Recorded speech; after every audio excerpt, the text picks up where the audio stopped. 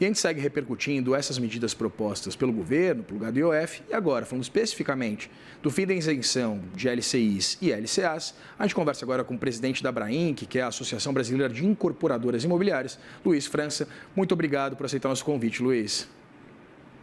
Muito obrigado, é um prazer estar aqui com vocês da CNN hoje, discutindo esse assunto tão importante para o Brasil. O prazer é nosso. Luiz, pensando especificamente no setor que vocês representam, eu queria entender do ponto de vista, primeiro, do funding, né, exatamente do setor, num cenário que a gente já sabe que é bastante desafiador exatamente por causa dos juros, do patamar de juros elevados.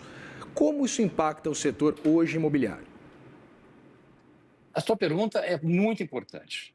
A LCI, ela passou a ser fundamental nos últimos anos.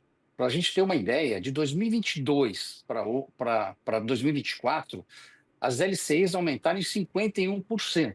E por quê? Porque a LCI ela compõe a fonte de funding da cadeia de poupança. A cadeia de poupança, ela toma dinheiro do poupador até R mais 6,17, mas como esse dinheiro não é o suficiente para financiar os compradores de imóveis de classe média, os bancos vão ao mercado e captam dinheiro através da LCI, e a LCI ela paga um percentual do CDI. E aí você tem um custo médio, e toda vez que você tiver qualquer mudança na regra da LCI, como nós estamos falando agora, que é uma eventual oneração tributária para as LCIs acima de 180 dias de 5%, o que vai acontecer? Acontecerá que o quem financia imóvel no Brasil, o comprador de imóvel de classe média, terá sim um aumento na sua taxa de juros, ou seja, um aumento na sua prestação. Nós estimamos que o aumento na taxa de juros deve ser de 0,7%. Portanto, isso sempre que você aumenta a taxa de juros, você tira compradores do mercado. E qual que é a nossa preocupação? A nossa preocupação é que o segmento é um segmento importante para o Brasil. Não para o Brasil, qualquer economia no mundo tem esse segmento como importante. No ano passado, o PIB brasileiro foi de 3,4 e o nosso PIB ele foi de 4,3, ou seja, o PIB da construção ele puxa o PIB brasileiro. Por isso a nossa preocupação com qualquer alteração que possa ter nas regras da LCI, como você mesmo falou, num ambiente que nós temos hoje ainda de taxas de juros muito altas no Brasil e num segmento que ele mexe com 97 subsetores da economia. Então, isso pode trazer, infelizmente, o quê? Um desemprego, não só no segmento de médio padrão, mas também nos outros subsetores da economia que estão ligados ao segmento de incorporação. Luiz, você citou três tipos de pessoas que podem ser impactadas por essa medida, né? Fora, evidentemente, o setor em si evidentemente, também os impactos macroeconômicos, mas você citou tanto os investidores quanto também aqueles que compram, né, os imóveis, quanto também os trabalhadores. E eu queria, na verdade, né, tentar detalhar um pouquinho desses impactos, principalmente do ponto de vista dessa correlação entre os investidores e também aqueles que, de fato, investem ou, evidentemente, também financiam um apartamento, uma casa para morar. Mas, a partir, você fala de uma taxa de juros com impacto de 0,7%.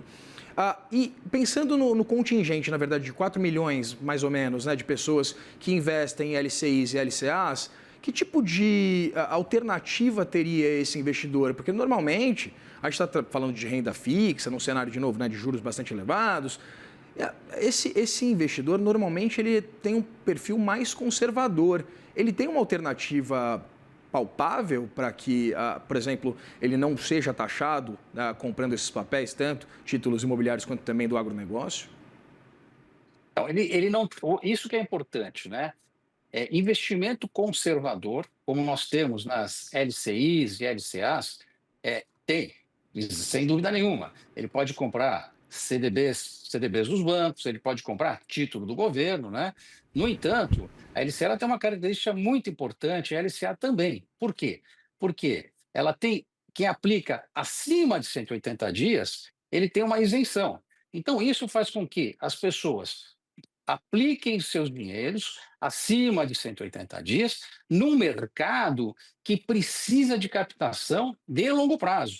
Nós damos dinheiro há 30 anos. Por isso que é importantíssimo que os prazos de captação sejam longos. E 180 dias, como você está vendo, já não é um prazo muito longo. Então, para nós, é fundamental que nós tenhamos esses investidores investindo nesses papéis para que a gente possa continuar financiar os compradores de imóvel. Esse que é a beleza dessa estrutura que nós temos hoje, que nós temos com a LCI. E a LCI tem a isenção justamente para quê? Para atrair investidores, para quê? Com o maior número de investidores que estejam comprando LCIs e LCAs, os bancos possam ter um custo de captação um pouco mais baixo para dar uma taxa na ponta do financiamento um pouco mais atrativa num país que você sabe muito bem que nós temos uma taxa de juros altíssima.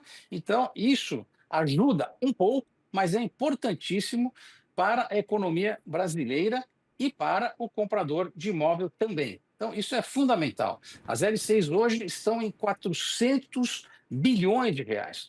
Não é pouco, se a gente for olhar que o Sistema Brasileiro de Poupança e Empréstimo faz 770 bilhões de reais. Então, nós não podemos perder a força da LCI na composição de recursos de captação das instituições financeiras para financiar os compradores de classe média. Luiz, pensando um pouquinho no perfil desses clientes, né, principalmente o comprador de imóveis, a gente sabe que, dado o cenário de juros elevados, normalmente quem é mais prejudicado são aqueles que têm mais restrições financeiras, né? Mas eu queria entender, do ponto de vista, fazendo essa correlação também com o programa Minha Casa Minha Vida, com essa possibilidade de um impacto bastante significativo, né, pensando exatamente nesses contingentes, né, do ponto de vista financeiro. Os mais pobres, evidentemente, vão ser mais afetados, mas também tem um impacto naqueles que normalmente são menos sensíveis aos juros altos? Eu só queria deixar, você tocou um ponto importantíssimo. Estou falando aqui, eu sempre estou falando de mercado de média renda, né? Ah, O Minha Casa e Minha Vida não será impactado de claro, sim, maneira sim, sim. nenhuma. O fundo do Minha Casa e Minha Vida vem de uma estrutura muito bem organizada com recursos do FGTS. Então, aquelas pessoas que se utilizam do programa Minha Casa e Minha Vida não terão impacto com essas medidas. Impacto zero, isso é importantíssimo, política habitacional do governo. Quem será impactado será a classe média, que terá impacto, sim, que são os compradores de imóveis fora do Minha Casa e Minha Vida. Esses que sofrerão um impacto na taxa de juros da ordem de 0,7% ao ano. Luiz, eu não sei se você já teve oportunidade de conversar com alguém da equipe econômica, com o próprio ministro da Fazenda, mas para tentar entender, na verdade, se essa taxação e essa perspectiva, inclusive, de arrecadação, ela incidiria sobre papéis que já são detidos por investidores, né, as LCIs, ou, na verdade, essa taxação ela só seria incidente para novas emissões, para novas compras? Olha, eu não conversei, mas a lógica diz que seriam para as novas transações. Quer dizer, você não poderia tributar transações anteriores. Então, as transações em curso não deveriam ser tributadas, só as novas transações. Infelizmente, dado a notícia que chegou hoje de madrugada, eu ainda não consegui conversar, né, com o ministro Haddad, com seus secretários, mas amanhã estarei em Brasília para poder levar estudos técnicos. O que é muito importante, porque quando você leva estudos técnicos, você dá uma base para o governo analisar os estudos e repensar um pouco na decisão. Com estudos técnicos, isso fundamenta a tudo aquilo que eu estou dizendo e discutindo aqui com você e com todos aqui na CNN. Então, amanhã estarei em Brasília para levar os nossos estudos técnicos para que a gente possa mostrar para o governo o nosso ponto de vista com relação a essa eventual tributação de 5% na LCI e na LCA. Luiz, pensando agora do ponto de vista mais macro, né? A gente sabe que muitas dessas medidas anunciadas pelo governo, evidentemente, causaram reação nos mais diferentes setores, inclusive, evidentemente, o setor imobiliário. Pensando do ponto de vista macro, tinha-se uma expectativa muito mais significativa em torno de uma revisão mais robusta dos gastos públicos. O ministro da Fazenda, Fernando Haddad, ele cita exatamente essa revisão, por exemplo, de benefícios fiscais, os chamados gastos tributários, mas uma agenda mais ampla em torno de revisão do ponto de vista da despesa não parece, enfim, estar ali presente nesse rol de medidas apresentadas, que serão apresentadas. Queria entender Qual seria a solução prática para a gente parar para pensar exatamente em mitigar esse impacto? O que poderia estar no rol ali de medidas, pelo menos em estudo por parte do Ministério da Fazenda, pensando, de novo, do ponto de vista de despesas e não de arrecadação? Você tocou um ponto importantíssimo e acho que, dada a situação mundial e a situação de potência que o Brasil tem, a redução dos gastos públicos no Brasil daria uma visão para o Brasil totalmente diferente no exterior. Se nós conseguirmos fazer o que eu chamo de lição de casa, começarmos a lição de casa de uma redução de gastos públicos, nós mostraremos para o mundo o futuro do Brasil. E com isso, eu não tenho dúvida nenhuma que em alguns meses, tá certo? Nós poderemos até aumentar as nossas notas de rating no mercado internacional. Então, esse momento é um momento muito propício para uma reflexão com relação aos gastos públicos. E lembrando que nós estamos em pleno emprego no Brasil. Sempre que você está em pleno emprego, é um bom momento para você fazer toda uma revisão da máquina pública. Eu acho que o Brasil está num momento fantástico, olhando a economia mundial, olhando a economia brasileira. Se nós fizermos a nossa lição correta, aproveitarmos esse momento, nós iremos crescer muito no futuro. Não podemos perder este momento em que todos estão sentados na mesa discutindo a economia brasileira. Acho que é um momento importantíssimo para o futuro do Brasil. Mas o Brasil não perde uma oportunidade de perder uma oportunidade, né, Luiz? Conversei aqui com o presidente da Abraim, que é a Associação Brasileira de Incorporadoras Imobiliárias, Luiz França. Queria te agradecer pela disponibilidade. Muito obrigado e é um prazer estar aqui com vocês todos da CNN. Prazer é nosso. Forte abraço.